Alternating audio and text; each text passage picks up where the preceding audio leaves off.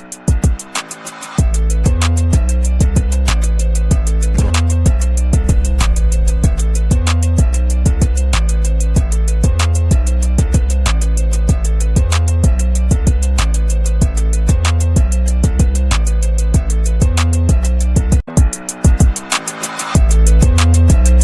welcome to another exciting episode of the Andre The Beast Crayton Show. Today's going to be an awesome show. We have a young lady whose journey started in the Midwest to the bright lights of LA to the warm, settled town of Seattle, Washington. We talked for quite some time on the phone, and her story is definitely one of interest. I'd like to welcome to the show, Catherine Grace O'Connell. How you Thank doing? you so much. I'm delighted to be here, and I could have talked to you forever yesterday as well. It was a delightful conversation, and not your run-of-the-mill conversation, which is what your podcast is all about. Thank you so much. You know what, Catherine? Let's start out with telling the viewers a little bit about you before we get deep into your beautiful story. Sure. Well, I love that you introduced me as a young lady. So I am 62 years young. I am passionate about age positivity. So it's all about, shining a beautiful light on these years at midlife and beyond and embracing our age while disrupting the aging process. So, like as you said, I am from the northern suburbs of Chicago originally, and I left a crazy marriage, moved out to LA to get my master's in spiritual psychology. I've been on a deeply spiritual path for over 30 years now, doing a lot of beautiful inner work, and that really led to my being able to save my own life, which is the story we'll get into today, because I almost lost my life to late-stage Lyme disease. It wasn't that long ago, but really came from a pretty crazy past, and all of that was really an energy that led to a lot of illness and almost losing my life, but then finding and creating a new life now. You know what? People would probably look at this particular story with awe, because it started out with a disease, something called Lyme disease. And tell the viewers a little bit about what Lyme disease actually is. Sure. So actually, if we were getting to get into a little bit more of the medical side, which is kind of interesting, if you look under a microscope, Lyme, the Lyme bacteria, is a corkscrew bacteria. It looks identical to syphilis. So it's pretty wild. It screws into your tissues and organs, and it proliferates in your system. So a lot of times people are not diagnosed like me, misdiagnosed for over 10 years. So in that period of time, it goes dormant. It screws into those tissues and organs, and it starts proliferating around your system, but it doesn't activate until certain things happen.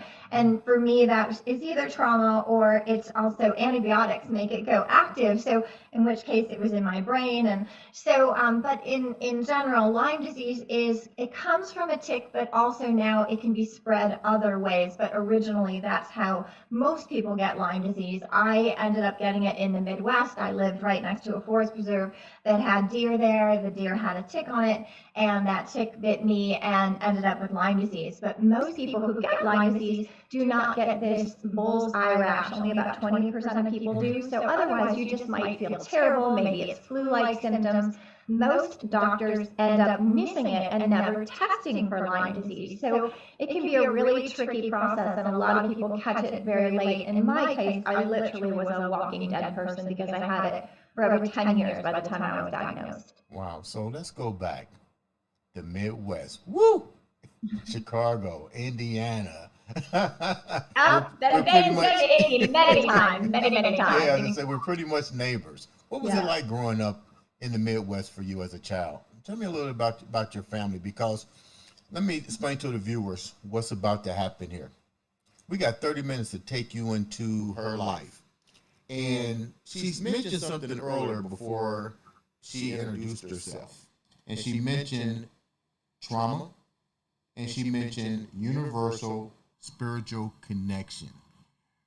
Bear in mind, this is her story. So like I share with people, the audience, it's not about you. It's not about me. It's about her journey and what she went through and her experience. So let's not judge. Let's listen with compassion, understanding, and hopefully you'll walk away with a deeper sense of the human being that's on the show. So take us into your childhood a little bit. What's it like in the Midwest? Sure. So I grew up in the North Shore of Chicago, originally in a suburb called Skokie, and only lived there till I was about 3 years old. My father was an orphan, so he was abandoned as a child. He actually was raised at an orphanage, Mercy Boys Home in Chicago, so raised by the Catholic priest. And he had a very, very abusive childhood. He had abusive step parents that would put him back in the orphanage, and ended up living there until he was 18, until he was off on his own. But I learned really later on, my father was a very angry man. He was an alcoholic. There was a lot of abuse in my childhood home. And unfortunately, I also personally experienced sexual abuse. So that when I talk about trauma, trauma is really, obviously many of us have trauma in our lives. Trauma can be a car accident, trauma can be sexual abuse, trauma can be everything in between. So trauma really means that it's an experience that happens to us where it's traumatic. So our conscious mind bypasses it and it gets pushed into our subconscious, and oftentimes comes out later on. But this was my experience growing up in Chicago. And so I did not have a normal, happy, healthy childhood. I didn't get, all that love and nurturing and a really strong sense of self. So when you are sexually abused, what I learned through a great deal of therapy was your immune system is the boundary of the body. When you're sexually abused, that boundary is gone. So you're energetically wide open to all kinds of things, not to mention that then my personal story and the story of a lot of people who have walked that path, you have a very different sense of yourself, because as a young girl, as a child, you tend to blame yourself for things that happen, particularly these things with your parents. So I took that on. Obviously, this is not conscious, very subconsciously, but I had a terrible sense of self-worth from this experience and going through life. And I continued to sort of replay this, attracting other situations into my life that kept showing me how bad I was, because that's what I believed. And that's the things that happens to us in life, and traumatic experiences and anything like that. We tend to wrap a story around it. And that story, ultimately, if we wrap it enough, tell ourselves it over and over, it becomes us, until we decide to consciously really get to the root of it and unwind that story and create a new story, a healthy story going forward, which is really my story. When you talk about trauma on any level, it usually doesn't manifest until another part of trauma comes in. I call that the skeleton in the closet effect. But let's go back a little bit. You talked about your father and your mom. What was their life like? Because usually when we're dealing with those kind of issues, whether it be abuse, sexual, mental, verbal, whatever, I always tell people it starts in the womb, and it starts with our parents and their parents and their parents. Your parents were adopted. Well, your father was. He wasn't adopted. He was actually abandoned and lived in an orphanage. So he was never adopted, which is a big part of the trauma wound there. That's even when you're worse. Not adopted. You're rejected, right? From what you know about your father and your mother, what was their childhood like? So in particular, I learned a great deal. I know I shared this with you yesterday on our call. When my father passed away, I actually learned more about him after he passed away than when he was alive. I knew that he had a lot of trauma. Certainly there were some stories, but he was not someone who was opening up. He was someone who was very closed, and there was a lot of rage in him. So when he passed away, I had myself, 4 brothers, and then there was another sister in the will. So I had a half sister that I didn't know existed. And obviously she had a mother, and I met her mom, and I learned all of these things about my father through them, which was pretty crazy and eye-opening that here there was another daughter who was 10 years older than me. We actually grew up in the same house.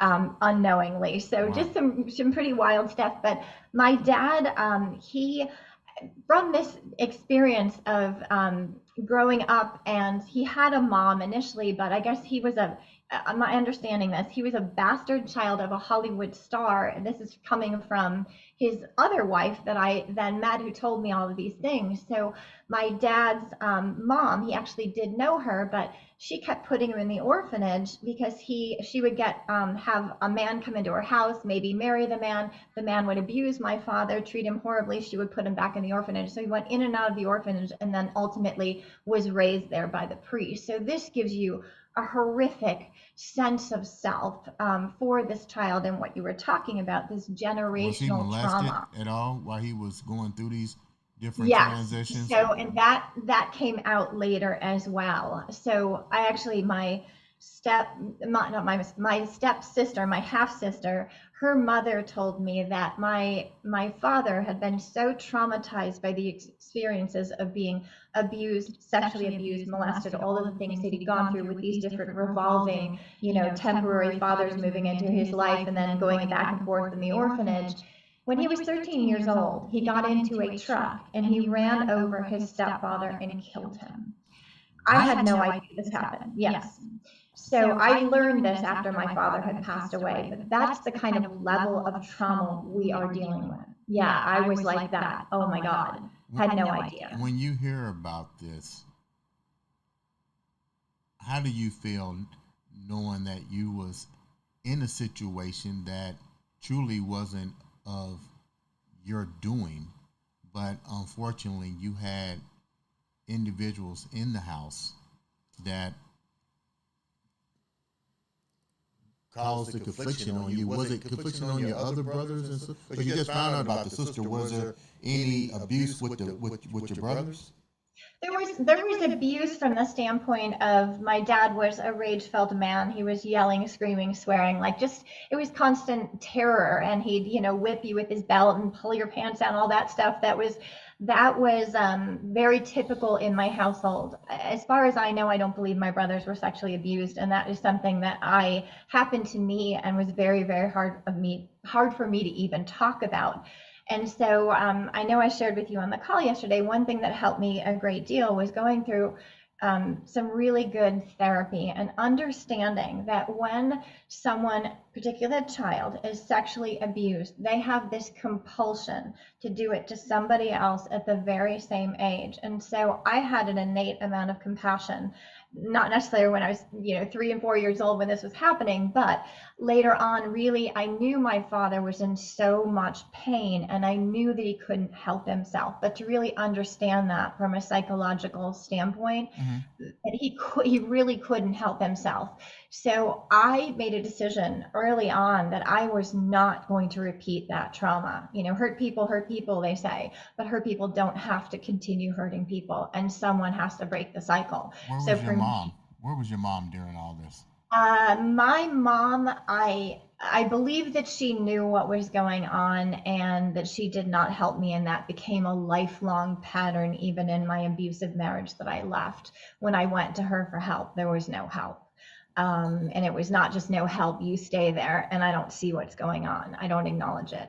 So that became, these are patterns that happen. And Did you unfortunately, share this with your new sister that you I did not. I just have I located? have not shared that with her. That is such a law. That was a show in and of itself in the conversations I had with her. My half sister it was very difficult for her because she believed that my father had abandoned her. So then she She had met her own me. set of It was issues that she was complicated. dealing with too.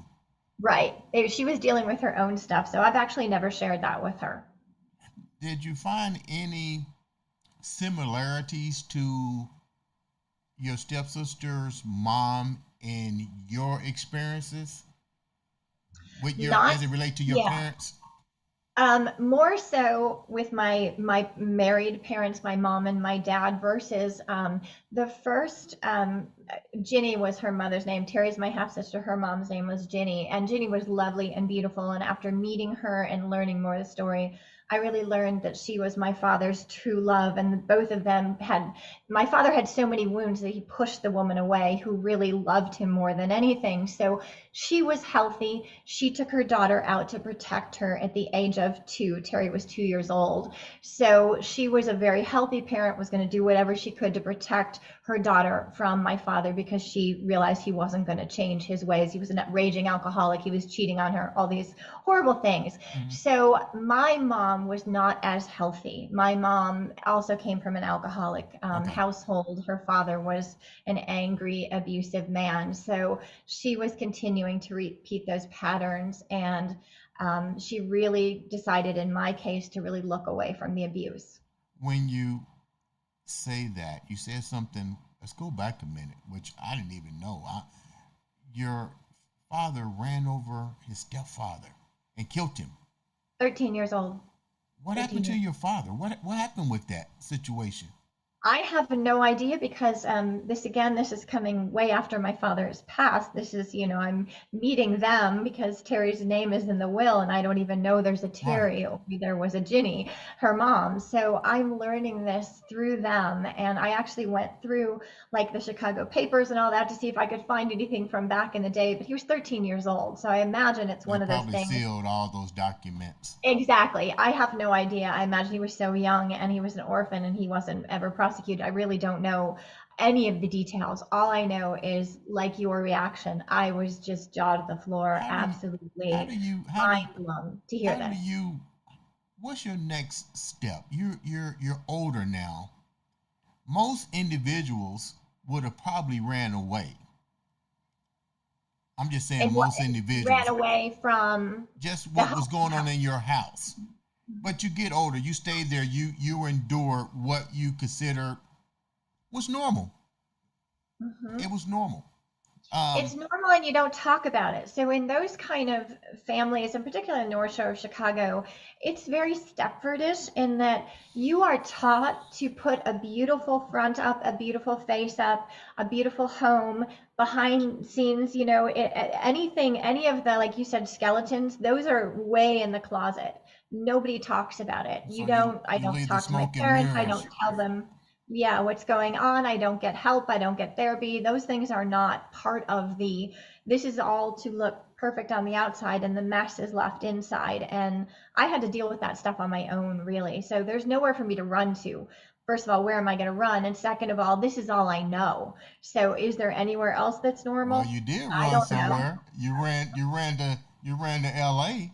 I was a lot older and leaving a messed up marriage, but I had more junk to go through before I was really old enough, wise enough, and to be able to not be so terrified. Because I know in our conversation yesterday, you asked me why didn't I leave my marriage? Because my marriage was Yeah, let's talk it was about your my childhood marriage. on Let's steroids. let's talk Pardon me. about let's talk about your marriage. The first marriages. You live in a situation. You still haven't sought help. You know, norm. The normal is what you've been exposed to. So you get into it because most times that carries on into our first relationship. How did that transpire for you?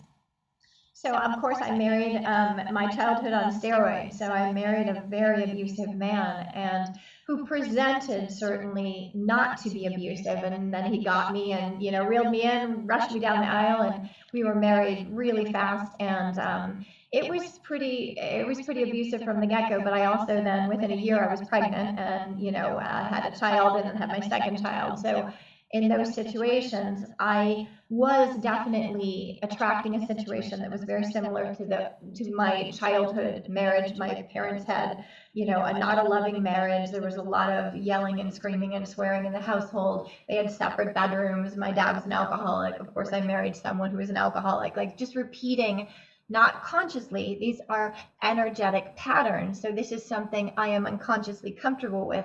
So I've attracted someone now who only reinforces this image to me that you're worthless. And he would literally say that you are a worthless piece of fill in the blank, day in, day out. And so I did the best that I could to raise my children by putting them in a little bit of a bubble and not letting them know what I was dealing with. I was keeping that sort of compartmentalized and separate, kind of like what I learned growing up. And I stayed until I couldn't stay anymore. I literally broke in two, and it was my doctor saying, "You don't get out, you're not going to make it." So that's what caused me to leave after 20 years. You you married a well-known individual. We don't have to mention his Mhm. name. That's but you married money. Let's call it I what it didn't is. marry money. I married a name. I didn't marry money. Yeah. Okay. Yeah. We'll separate the two. The family, yes, they were a big name, and there's a Yeah. lot of money in generational wealth and all Yeah. that. But there's different family members, and the family that I actually married into had spent most of their money. They lived big. They always lived big. Right. So yeah, so there wasn't a lot of money when I got married. I didn't marry for You money. didn't. You didn't Yes, see no signs ahead of time before 22 years. You didn't see yeah. some signs or symbols, red flags There prior. were, yes, there were some red flags. They did not get gigantic like you'd wave in front of a bull until after the marriage. So there were definitely some red flags, but there is again, understanding psychology. The person who I married put out a really charming front. There's this whole persona in order to get what they wanted. He wanted me. I checked all the boxes, and but the real abuse didn't start until after we were married and after I got pregnant. What So did he it's like, want from you? You just mentioned that. He checked the boxes. Now that you look back, what was he checking off his box that he needed in his life? Because evidently he didn't need you because he degraded you and so forth. So what was the check marks that he checked to even get you? so he had been married before, first of all. So he'd been divorced for 10 years when I met him, and he was still carrying the rage and anger of this first marriage and his first wife cheating on him within 6 months, 10 years later. So that's the person that I'm marrying, first of all. So, and not really understanding this. So he had been single for 10 years now. And I looked the part. Okay. He'd say, "You're high profile, you're this, you're that." So I looked really good. I would make that perfect little life on the North Shore of Chicago. I would create the perfect little children. I would create the perfect little home. And he would go to work and live on the golf course and never be part of any of it. Of course, I didn't know any of that. There's no understanding of that ahead of time. I actually thought he'd be this great dad, and I was like, whoa, pretty surprised that I had no husband and no father for my children the whole time. So, but I filled a mold. He could now be married, have children, live in the right suburb, have the right home, the right wife, the right look of everything. But he was never there part of any of it from really day one of my having children. Let's go a little bit further than that. I have good memory. You had a recurrence of an old friend called Lyme. What was that like living with him, having your kids, and now having this dormant illness show its ugly face again when you're already dealing with the trauma in your household, marriage, kids? Now you got a life threatening illness resurfacing itself. So the diagnosis of the illness didn't come until after I left the marriage and I moved to LA. So I was in and out of the hospital though during the marriage. So during the marriage, I was really sick. I looked like this, and I would go into the doctor and they'd say, "It's all in your head." And I'd be like, "No, I mean, these things are really happening to me." So, and then I would have, spinal meningitis. I would have my colon resectioned. I would have surgery upon surgery to major illness, on antibiotics constantly, in and out of the hospital and the doctor's offices. So, but I was never formally diagnosed with Lyme disease until I left the marriage. And that is when I saw a doctor who was the doctor of last resort and saw a lot of people with Lyme. And she put together that I had 2 cases of spinal meningitis that were 10 years apart. And that is a very common complication with Lyme disease. So I had my first case of spinal meningitis when I was married. I had 11 spinal taps all by myself. I'd have to find a way to the hospital myself, sit there and have spinal taps by myself, get a ride home by myself, have surgeries by myself. I never had a husband with me for any of it. Where was he at? Where was he at? He would leave me to die. He would say, "See you going to play golf." So, and leave me to die. Where were your So that kids? is the Where were your severity. kids at? Where's They your were there. They were there. They were not old enough to take me to the hospital or really to understand. I wasn't going to go tell them your father is, is going to the golf course while I'm dying. But I would certainly call friends or call family members to come help me because, yeah, I almost died a number of times when I was married. what were your friends saying during this time? At least you had a somewhat of a support. Didn't they ask you, okay, where in the hell is this husband of yours? Why ain't he watching his kids? And more importantly, why isn't he in the hospital with you when you're about ready to die? It's interesting, when I shared with you yesterday, like I would tell my mother all of these things, and my brothers, nobody would ever say a word to him. So this is the frame that I'm coming from, right? So I had one friend that was the one who would call my doctor and help me and find a way to the hospital, but she also was in an abusive marriage. Our joke was our husbands like were friends because each one of them made the other one look good because they were both sort of the worst of the worst. Mhm. But this is what I was dealing with. So I have a framework of being raised in a family that is not going to see my abuse, is not going to help me in any way. And then I have my best friend who's also being abused, and certainly other people knew, but not necessarily to the same extent. It's not like I'm going out there and telling everyone, my husband's left me to die, help. A lot of times, this is the model where I would just keep it inside and tell the people closest to me. But again, my family isn't looking at me and helping me or won't say a word to Well, because him. your family's probably used to the norm, and that was norm to them. They're used to the norm, and you know what? The bottom line is, my mother liked this big name, liked the fact that I had married into someone in the social register, somebody that was the right country clubs. That was very important to her, and so I can't understand that. I can't relate to that at all. But that is what I was dealing with, and so it was. I'm going to look away. You stay in that marriage, no matter what. Wow, that's crazy. But unfortunately, you did have a life death experience during these moments of your life. Take the viewers down that and what that was like, because you're one out of a million, I would say, that had this Yeah. experience. It's so yeah, there are not many people. So Okay. on this is fast forwarding. I left, Chicago, gosh, in the spring of 2011, and this is now spring of 2014, and I'm diagnosed with late stage Lyme disease. And I had been having a major 2 weeks in the hospital not long before this. My second case of spinal meningitis right before then. And so by the time I was diagnosed, it took 4 months to get a diagnosis. By the time I was diagnosed and I started treatment, I was having full body seizures. So they were 3 to 8 hours a day. That entire year, I was bedridden. I couldn't do anything for myself. I went down to under 100 pounds. I'm 5'9", over 30 pounds less than I have on me now.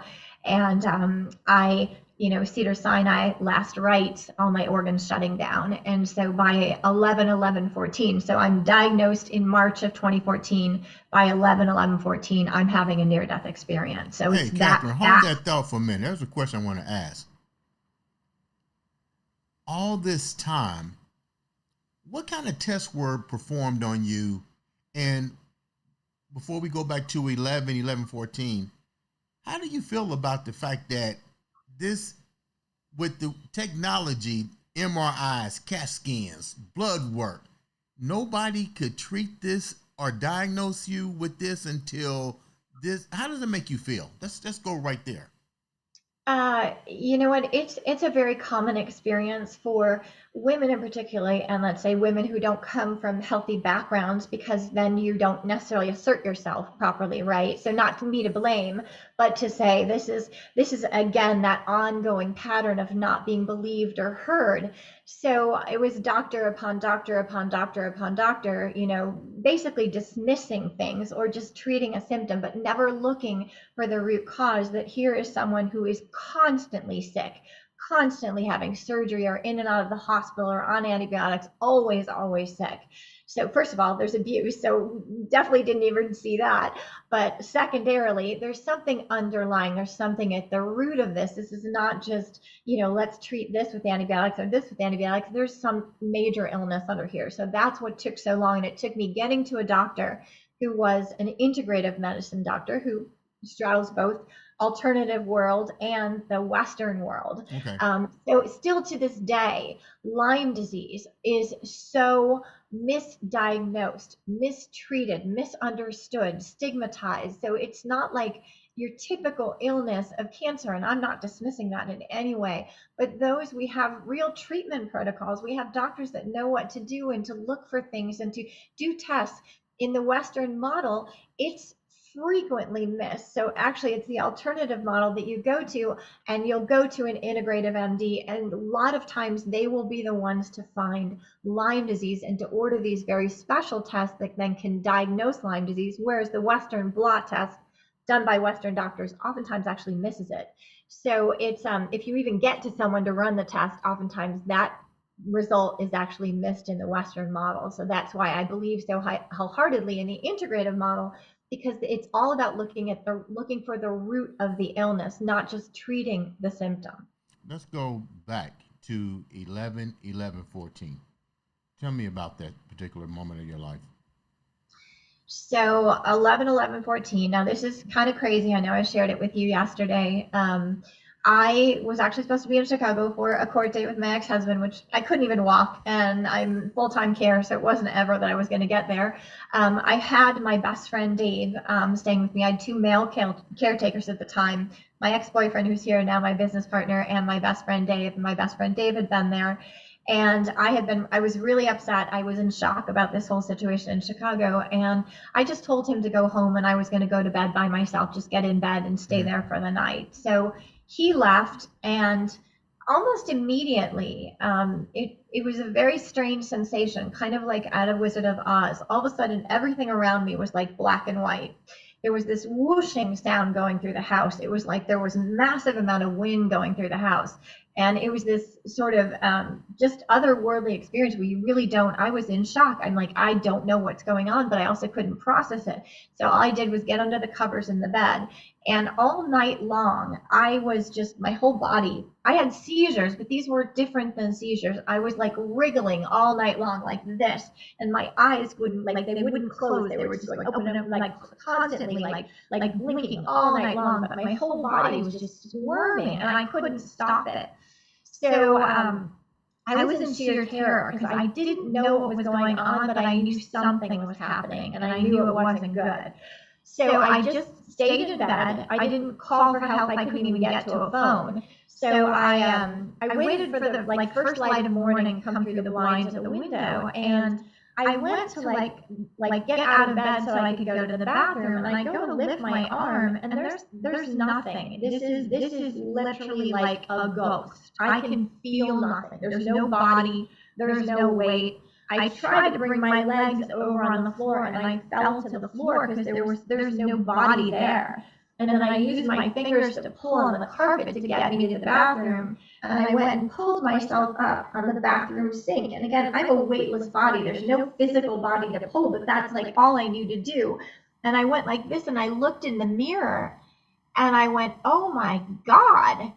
And there was no me there. And I see this apparition in the mirror. It is me, all lit up, walking out the door, like leaving my body and going.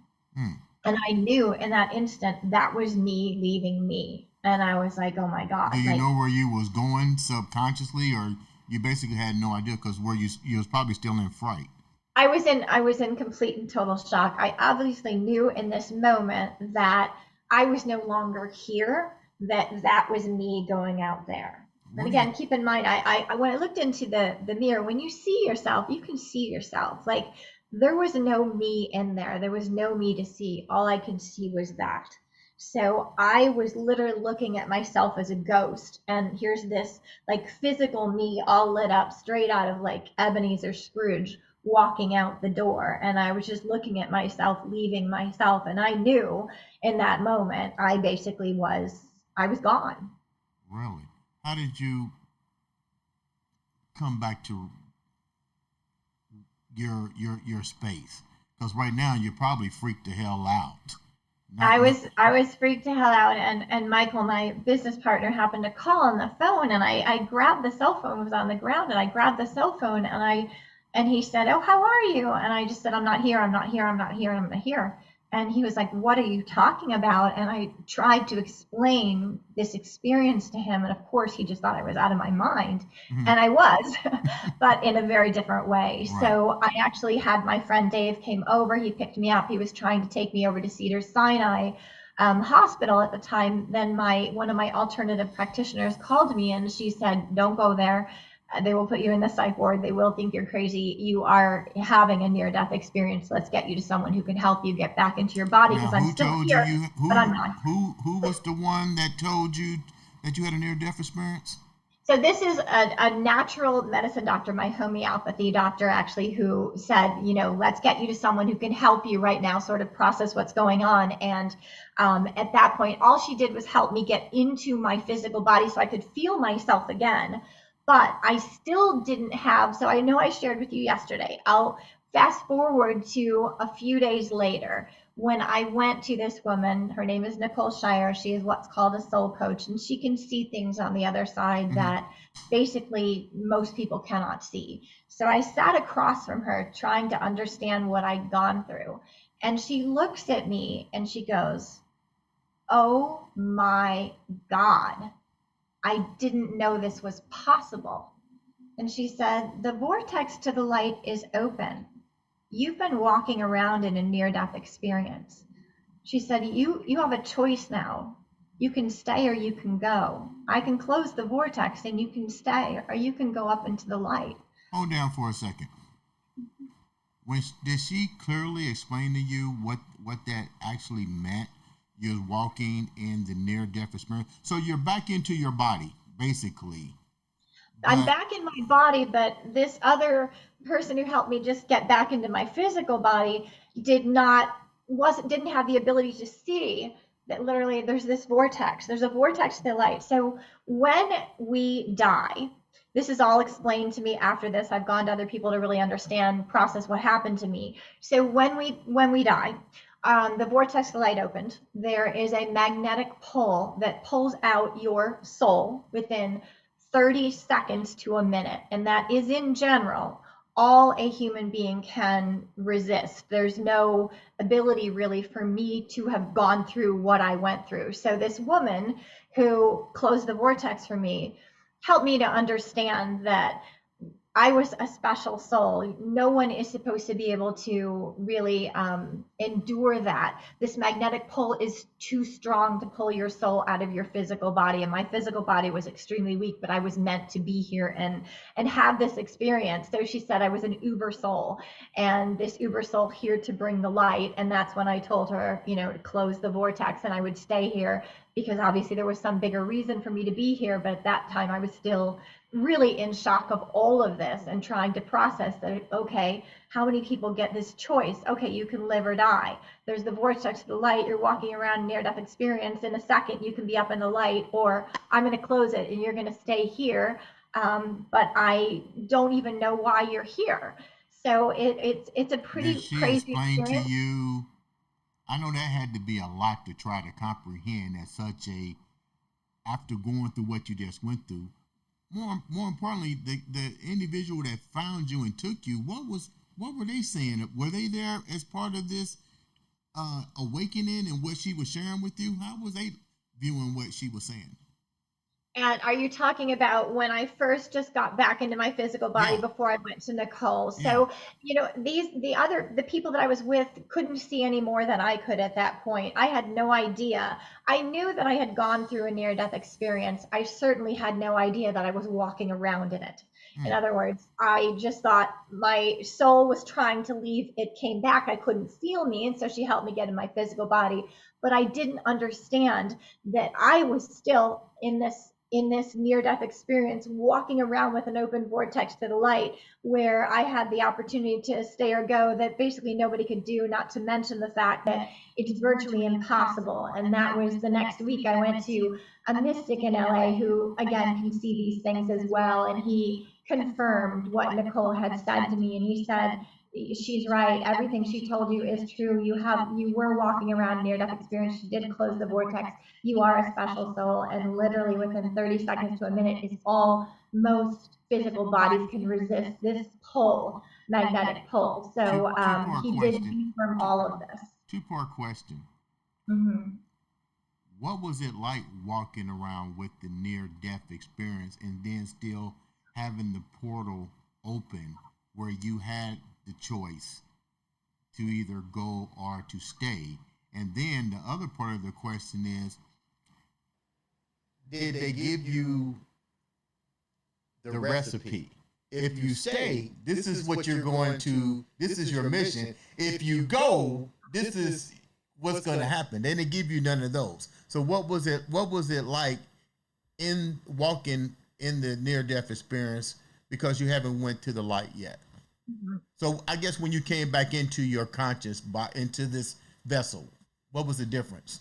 So I was still, as anyone who's gone through a really traumatic, shocking experience, that was a traumatic, shocking experience. And you're still, if you had a lot of trauma, you disassociate a lot. So I'm used to that feeling of really being out of my body. So during that entire time, I was still very out of body. I was not, even though she physically put me back in my body and I could feel things again, a lot of times with people with trauma, we're existing out here somewhere and we're not really fully present in our body. Mm-hmm. So that's kind of what that experience was like.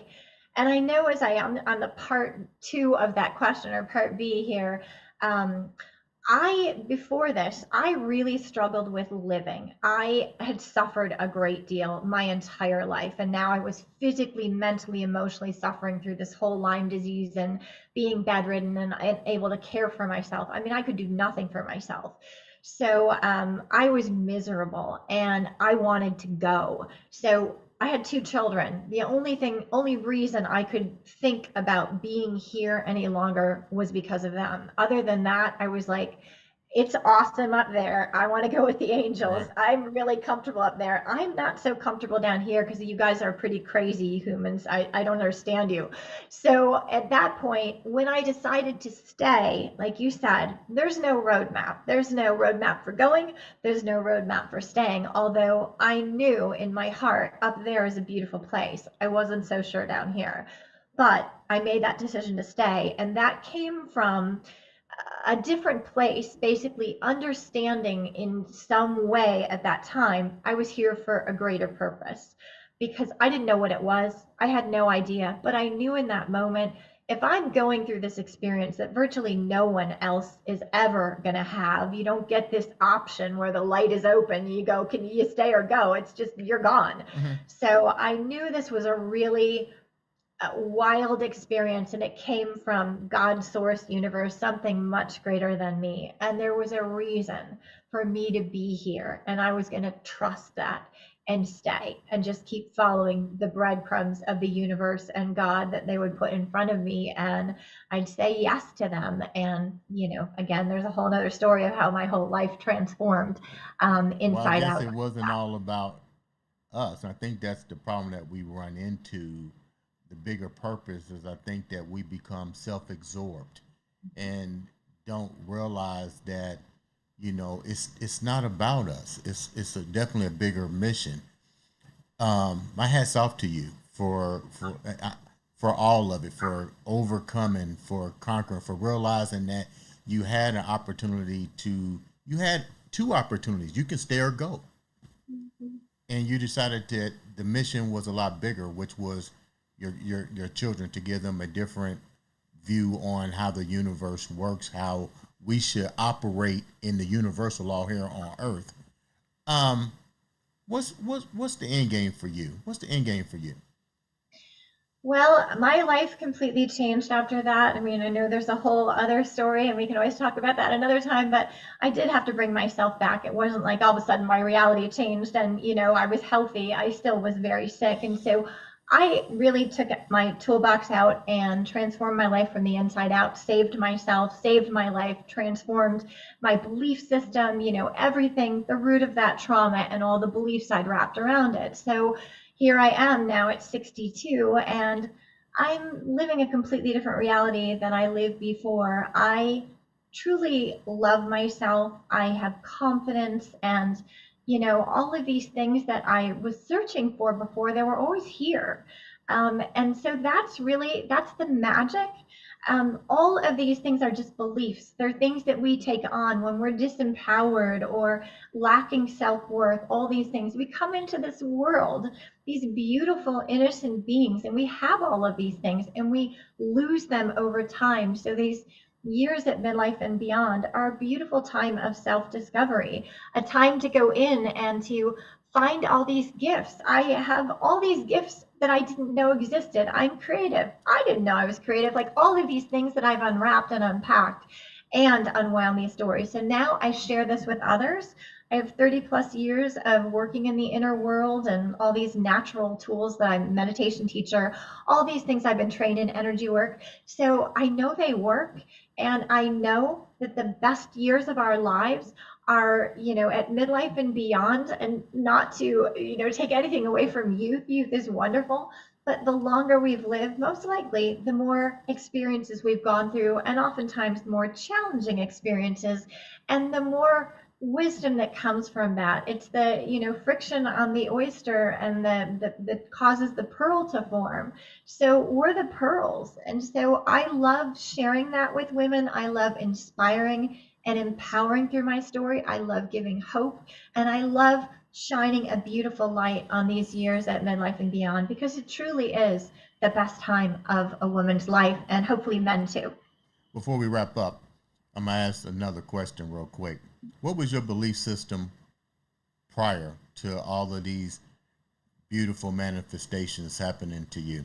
What was your belief system like? Well, I grew up in the North Shore of Chicago. Tends to be very, should we say, religious and Christian, conservative. And I grew up in a Catholic household. So I still have that beautiful Christ consciousness, shall I say, but I'm deeply spiritual. So over these decades, over 30 years ago, I found the spiritual path. And what I mean by that is really finding some amazing teachers that allowed me to really see something that was so much bigger. To me, religion puts these walls around us. We have these dogmas, believe this is good, this is bad. I don't believe that. To me, all religions are good. There's a beautiful source energy up there. Call it God, call it Buddha, call it whatever you want. To me, I know in my heart there's this beautiful higher power guiding me and guiding all of us down here on earth. Excuse me. So all it has done is really opened me up to seeing life through the eyes of, love, through source, through, we're these human beings. We're really spiritual beings having a human experience. We're souls in this human body, the souls being the most important part. And when we connect to that, something so much greater than us, like you said at the beginning, it's not just about little old me. I'm here for a purpose and a reason. And it's really to bring love, to give hope. And that's a big part of my life's journey. How can the viewers reach out to you to learn more about your story and what you're doing for the community and the services that you offer? Thank you for asking. You can find me, Catherine Braceau, just by Googling me, but I'm over there on Instagram. I respond to every single message on my DMs. Not always every comment, sometimes there's way too many, but I do my best. But I'm very easily accessible over on Instagram. It's probably my most accessible platform. I also have a global community on Facebook. You can find me over there at Forever Fierce Midlife Matters. Also my Catherine Braceau page, my blog, Catherine Braceau. I have a podcast as well. So you can find me pretty much anywhere, but just Google Catherine Braceau and come on, join me over on Instagram. I've got a wonderful 30-day challenge coming up in January, and I'd love for you to come join me and hopefully inspire you. Catherine, leave the viewers with something universally connected, all of us together. Thank you so much. Thank you for all the amazing work that you're doing and the incredible people that you have on and the stories that you're sharing that I know are transforming lives. Ladies and gentlemen, this has been another exciting episode of the Andre the Beast Crayton Show.